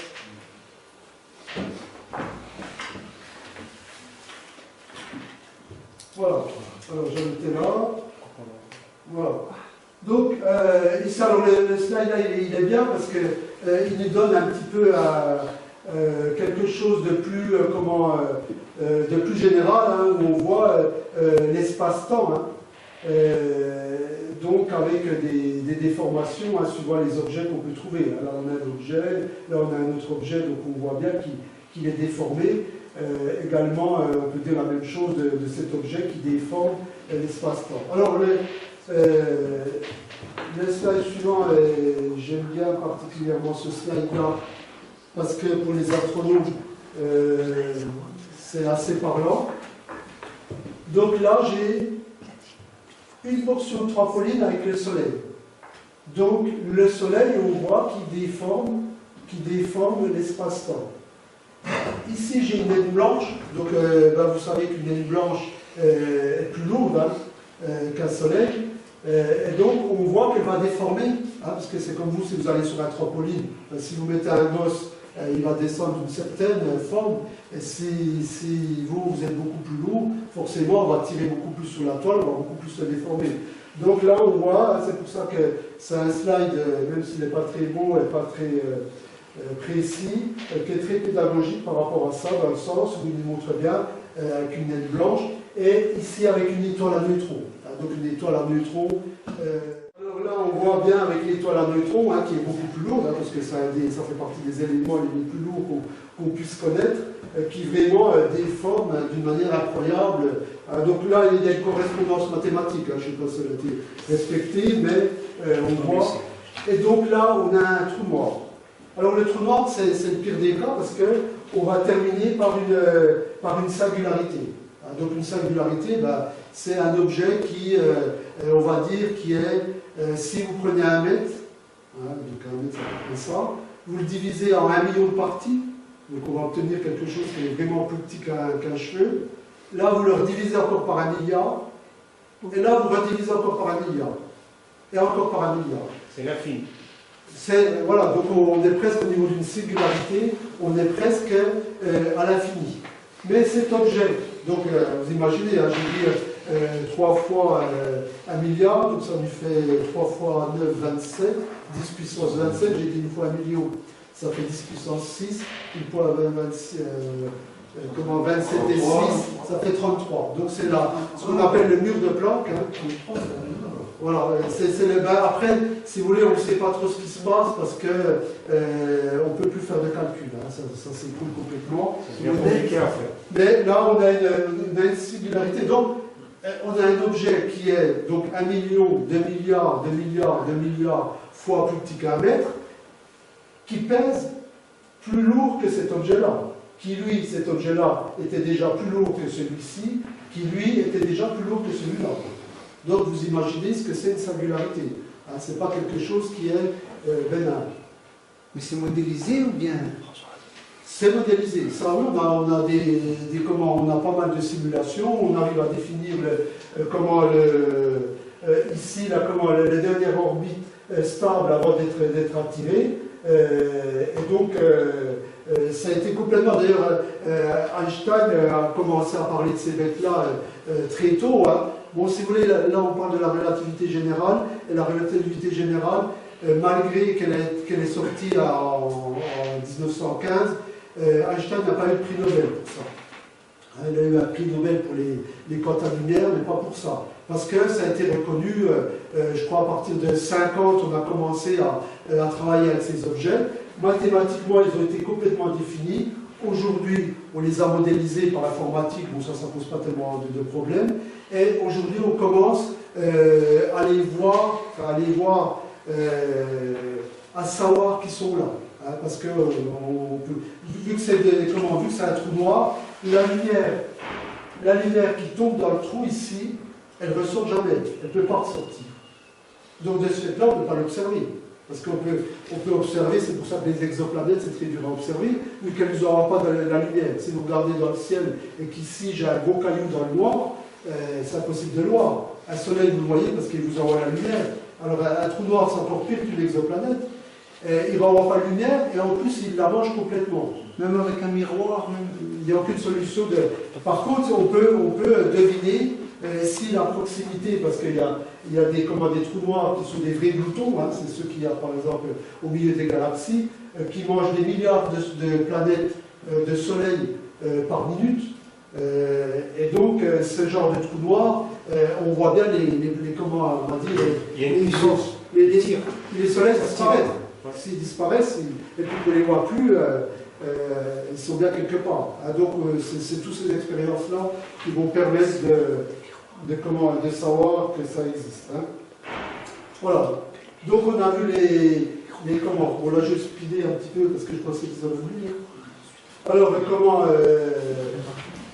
alors après, si vous voulez, il y a un autre phénomène qu'on va étudier vite fait, c'est le fait que la lumière qui se déplace en ligne droite, normalement c'était là que la lumière se déplace en ligne droite, dans l'espace-temps, cette lumière, elle va suivre la courbure de l'espace-temps.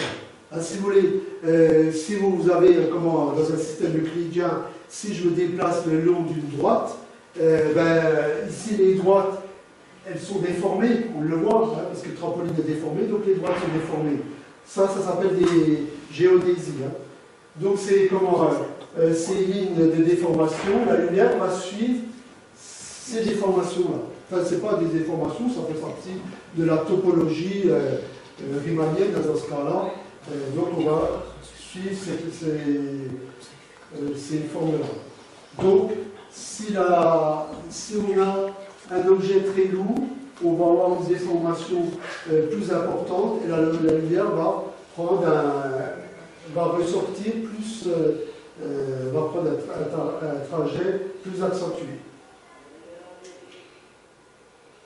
Voilà. Alors, attention, hein, quand on est dans un système de ce type-là, Le plus court chemin, bon nous on dit toujours le plus court chemin entre deux points, c'est la ligne droite.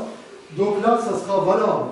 Mais la ligne droite, c'est plus la ligne droite comme on la connaît. Vous connaissez la ligne droite, celle-ci, mais c'est la ligne droite qui suit la géodésie. Elle est là, la ligne droite. Vu qu'on a un espace qui est courbe, elle suit l'espace courbe, forcément. Il faut raisonner qu'on est dans un nouveau système, dans une nouvelle topologie différente. Voilà, donc là, c'est tout simplement deux petites représentations, deux petites topologies, où on voit ici également. Donc c'est le grand cercle là, qui passe par le centre, en réalité, la ligne droite. Là, elle est totalement définie mathématiquement, bien sûr. Voilà. Alors donc, bon, Einstein, tout ça c'est la théorie, mais à un moment donné, on s'est dit, il va falloir quand même voir si tout ça est juste, parce qu'en science, vous avez le droit de dire tout ce que vous voulez, mais il faut que ça soit validé par l'expérience et par l'observation. D'ailleurs, aujourd'hui, même par exemple, quand on parle des supercordes, aujourd'hui, c'est la même chose que l'astrologie. Ça n'a jamais été validé par l'expérience. Donc, dans la science, bon, les grands scientifiques n'aiment pas le terme métaphysique, mais c'est quand même de la métaphysique. Parce qu'on a toujours dit, la science, il faut que ça soit validé par l'expérience. Ça n'a jamais été validé par l'expérience. C'est toutes des suppositions, c'est formalisé mathématiquement, d'accord, mais il n'y a jamais eu de preuve. On ne l'a jamais observé, on n'a jamais fait l'expérience contraire, etc. Donc, en 1915, on en est un petit peu à la même... tout le monde dit bon, Einstein c'est bien beau, en plus il y a très peu de gens qui comprennent la relativité générale, donc bon, pour l'instant il n'y a pas d'expérience. Alors lui a réfléchi à la manière de le prouver. Alors lui il a proposé cette expérience-là. Alors le slide il a un petit défaut, là je m'en suis aperçu par la suite, mais c'est pas grave, on va rectifier le tir. Là on a deux étoiles, celle-ci et celle-ci. Par contre, le gros soleil, là, il n'est pas là. Il faut l'effacer, mais je ne peux pas. Voilà, mais vous pouvez l'effacer en faisant une expérience de pensée. Alors, voilà. Et donc, on a les deux étoiles. Alors, il s'est dit, si j'ai un soleil qui arrive au milieu, entre mes deux étoiles, il va déformer le trampoline, il va déformer l'espace-temps. Et à ce moment-là, la lumière, elle ne va plus prendre ce trajet-là. Ce trajet-là, si vous voulez, c'est quand il n'y a pas de soleil. Mais la lumière, elle va prendre la forme des géodésies qui se trouvent dans le trampoline. Tout le monde voit ce que je veux dire, là. C'est par rapport à ce qu'on a dit précédemment.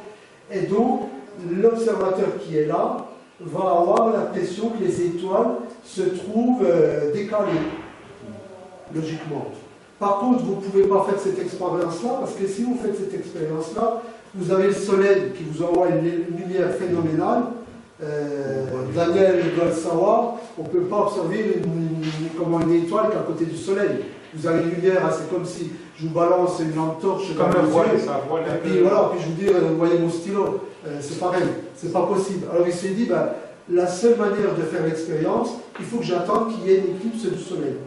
Le jour qu'il y aura une éclipse du soleil, à ce moment-là, le soleil sera complètement éclipsé, je serai plus gêné par la lumière, mais le soleil sera quand même bien là, malgré que c'est une éclipse, et il va bien déformer mon trampoline, et à ce moment-là, je pourrais bien voir que la position des deux étoiles ont bien changé. Donc, alors, il a pris ses éphémérides, et il a vu 3 ans, il fallait attendre 3 ans, où il y avait une éclipse totale de soleil dans une région de la Terre. Donc là, ils ont envoyé 2 équipes dans 2 endroits différents. Alors, ils n'ont pas eu beaucoup de chance parce que c'était couvert aux 2 endroits. Seulement, il y a un moment donné où le ciel s'est vraiment découvert pendant très peu de temps.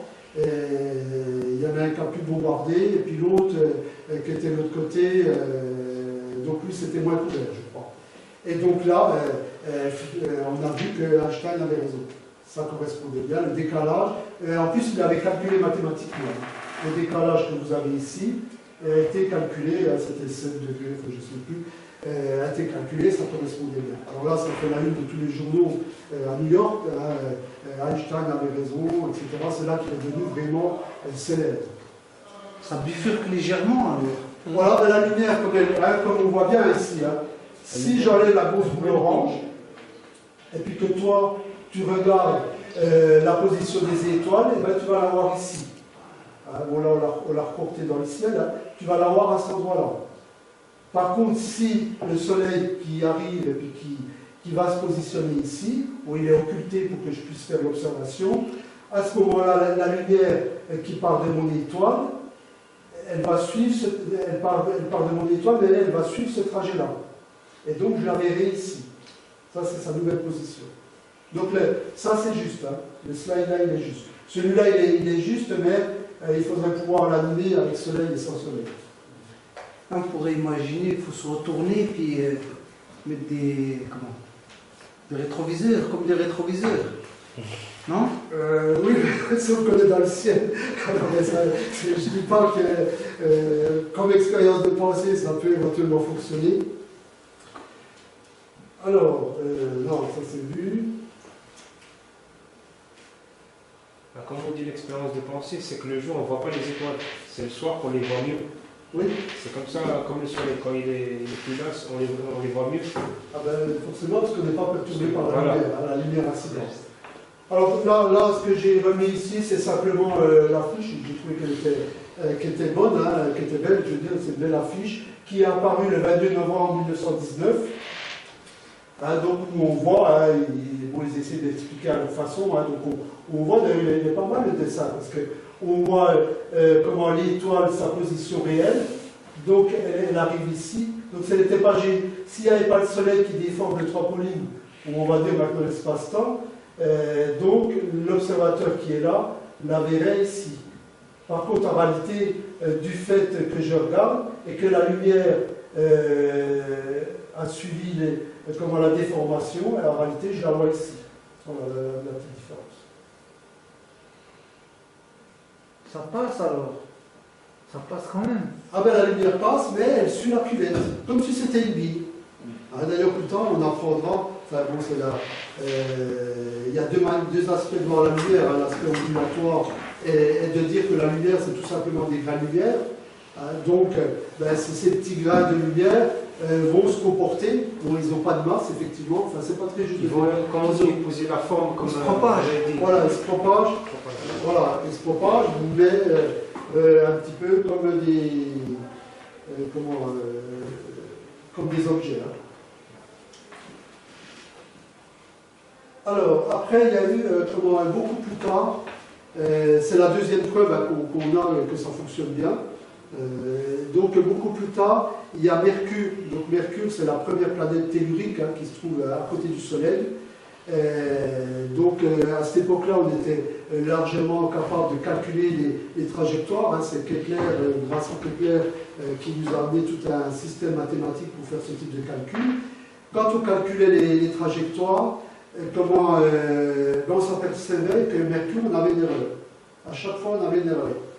Alors, il y a, je ne sais plus, Verrier, qui en 1860, donc un petit peu avant Einstein, a dit moi je sais pourquoi il y a une erreur, c'est parce qu'il y a une planète qu'on ne voit pas, comme Mercure, une petite planète qui se trouve peut-être derrière le Soleil, qu'on n'est pas capable d'observer.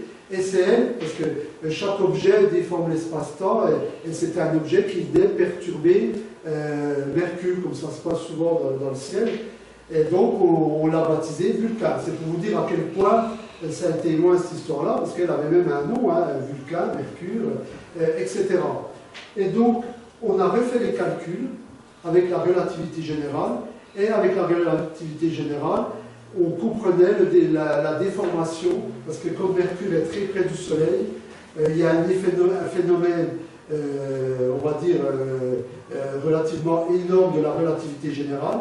Et le phénomène est beaucoup plus important par rapport à une planète comme la nôtre qui est placée beaucoup plus loin. Et donc, de ce fait, on a refait les calculs et on s'est aperçu que c'était juste avec la relativité générale. Donc voilà un petit peu en gros, hein, ça c'était, donc là on a le Soleil, ça on a Mercure qui tourne autour de son ellipse, hein, donc c'est une ellipse qui est relativement marquée, Et donc, on avait ce décalage ici.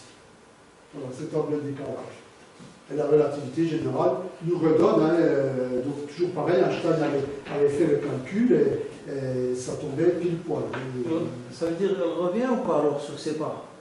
Ah ben, je veux dire, peu importe, hein, si tu veux, comment, elle fait un tour et tous les, alors je sais plus, c'est assez long, hein, c'est plusieurs siècles, hein, je crois, je n'ai pas les éléments en tête, mais peut-être tous les 400 ans, je ne sais plus, elle bouge un petit peu. Sa trajectoire-là, eh ben, elle remonte à chaque fois d'un degré. Ah, elle remonte alors. Voilà, elle remonte. Bon, maintenant, je ne peux pas dire par rapport à ça, est-ce qu'elle retrouve sa trajectoire à un moment donné, ou est-ce que le défaut... bon, je sais qu'à un moment donné, on fait le calcul et on est capable de dire où elle est, en quelque sorte. Aujourd'hui, si tu prends un logiciel gratuit comme Celestia, ben lui, il va te calculer la position de Mercure en tenant compte de la relativité générale et va te donner la position exacte.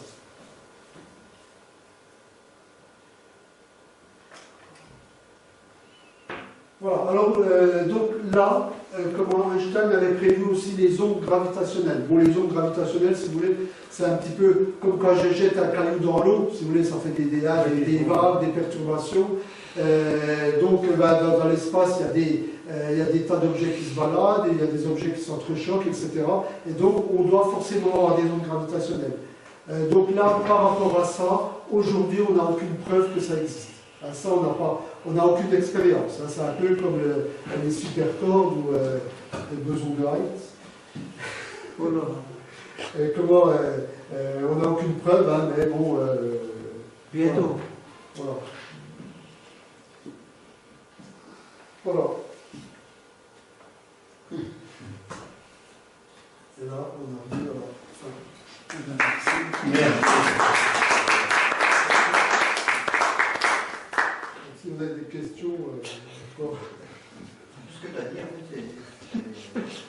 c'est... Effectivement, il a raison. Mais là, il a raison. oui, c'est relatif. C'est relatif au bonhomme.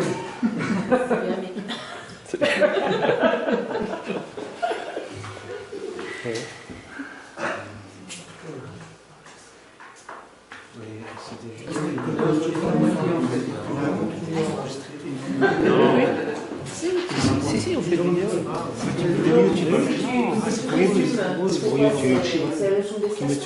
Voilà, c'est l'espace. Voilà,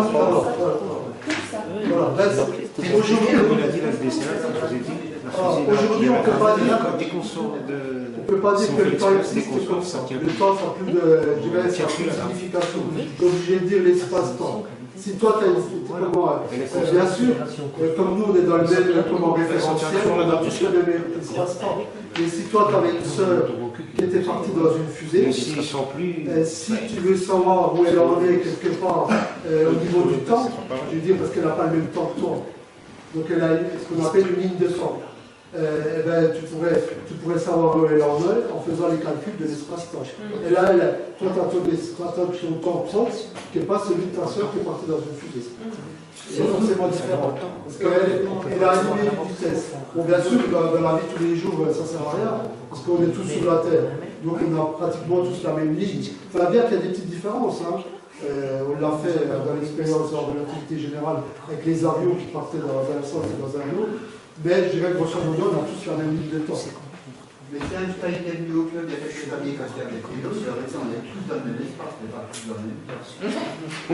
Je ne sais pas s'il avait dit ça, parce qu'il n'aimait pas parler d'espace tout seul, ou de temps tout seul.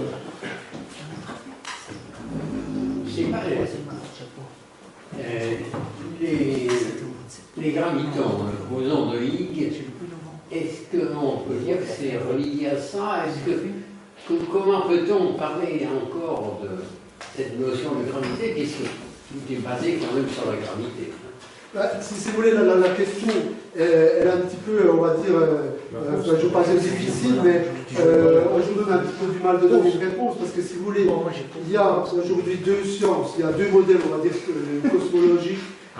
Il y a la science de la relativité générale, ce qu'on a pu voir, qui dit que la gravité, c'est la déformation de l'espace-temps Par contre, ces formules qu'on utilise, parce que ça, bon, je ne l'ai pas mis là, si vous voulez. Bon, je n'en ai pas parlé, mais là, j'avais trois annexes, hein, où bon, là, c'est des histoires de poids, masse, bon, peu importe. Là, j'avais mis ça, bon, si ça intéresse quelqu'un, je peux lui envoyer les slides. Bon, là, c'est la gravité terrestre, peu importe. Et puis donc là, c'est la gravité astrale qu'on peut calculer n'importe quelle planète. Et là, si vous voulez, vous avez ce qu'on appelle les tenseurs de Ricci. Donc ça, c'est la manière de calculer la gravité. C'est-à-dire, on peut, n'importe quel objet dans l'espace, calculer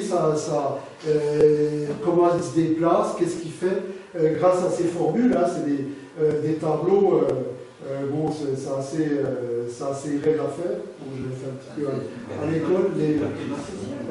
Voilà les produits scalaires dans une matrice, hein, qui est, bon, c'est quand même assez costaud, surtout qu'on va multiplier les matrices assez rapidement. Donc si vous voulez, pour répondre à votre question, il y a toute cette partie mathématique qui répond à ce que c'est la gravité. On peut la calculer, on peut faire tout ce qu'on veut. La seule chose qui ne fonctionne plus, c'est si vous voulez, vous faites des calculs et que vous remontez jusqu'au Big Bang. Hein, donc vous faites des calculs, on remonte en arrière, on sait tout ce qui se passe, et quand on arrive à fin du Big Bang, ça dépend à 0, mais au mur de Planck, c'est-à-dire 10 puissance 33 après le Big Bang, à ce moment-là, les formules s'affolent et il n'y a plus rien qui marche. Et ça ne tient plus alors. Ça tient plus. Ça tient plus. Par contre, la mécanique quantique, on s'en sortirait mieux avec la mécanique quantique. Si vous voulez, il y a deux aspects de dire les choses. Est-ce que je parle de gravité? Alors, enfin, en général, aujourd'hui, si vous voulez, on va parler de gravité pour les objets macroscopiques. Il n'y a pas de souci, tout fonctionne bien. Par contre, si on utilise nos formules pour les objets microscopiques, quand je dis microscopiques, c'est les atomes, à ce moment-là, ça ne marche pas. Et à l'inverse, si je veux utiliser le système microscopique comme je le connais, les calculs d'atomes pour des objets macroscopiques, ça ne marche pas. On a les deux. On peut tout faire avec les deux, mais on ne peut jamais les concilier ensemble. Et ce qui m'ennuie, c'est que lorsque on donne le boson de Higgs, on donne toujours la foule et la gravité qui essaye de passer au milieu. Ça paraît relativement simple, mais on ne trouve pas d'explication scientifique, et puis on ne voit pas comment expliquer ça. C'est comme les neutrinos. Les neutrinos, ces nouveaux rayons qu'on n'arrive pas à comprendre et à cerner. Si vous voulez, le problème, hein, c'est tous ces particules. Hein, pour moi, par personnel, hein, moi j'ai un peu l'impression qu'on se retrouve à l'époque de Ptolémée, où quand ils faisaient des calculs, ça ne marchait pas, ils rajoutaient une sphère, puis là ils disaient, ah ben là ça repart en arrière, ça marchait bien, ah mais là ça ne marche pas, je rajoute encore une sphère, pour rajouter toujours des sphères. Hein. Donc aujourd'hui on rajoute toujours des particules, hein. Donc on nous a parlé de neutrinos, alors déjà les photons ça posait un problème parce qu'on nous a dit qu'ils n'avaient pas de masse, mais en réalité ben, c'est pas très juste. Alors aujourd'hui on n'a plus le droit de dire qu'ils n'ont pas de masse, mais qu'ils ont une masse qui tend vers zéro. Bon, je ne connais pas trop la différence, mais ça tend vers zéro. Après, on a dit la même chose pour les neutrinos. On disait qu'ils n'ont pas de masse, c'est pour ça qu'ils vous traversent actuellement et qui traversent la Terre, ça ne pose pas de problème. Et il faudrait, je crois, un mur de plomb qui mesure une année-lumière pour arrêter les neutrinos. Donc voilà, donc à chaque fois on est dans des choses énormes. Hein, le boson de Higgs. C'est un petit peu pareil, hein. Ça devait expliquer la gravité, mais bon, on lui dit toujours qu'il lui faut du temps, ça explique pas tout. Ça explique surtout comment l'énergie se transforme en matière. Hein. Oh. Oui, mais aujourd'hui on est un petit peu dans un... J'ai pas entendu ce que je dis. Ça explique surtout comment l'énergie se transforme en matière. Voilà, oui, c'est après Jupiter. Voilà, parce qu'il y a une partie... C'est le lien entre l'énergie et la matière. Moi c'est une particule, mais voilà, c'est plus loin. Dans la relativité restreinte. C'est les Suisses qui ont découvert. Il l'avait bien intégré, mais il ne l'avait pas expliqué physiquement. Mais mathématiquement, il avait intégré.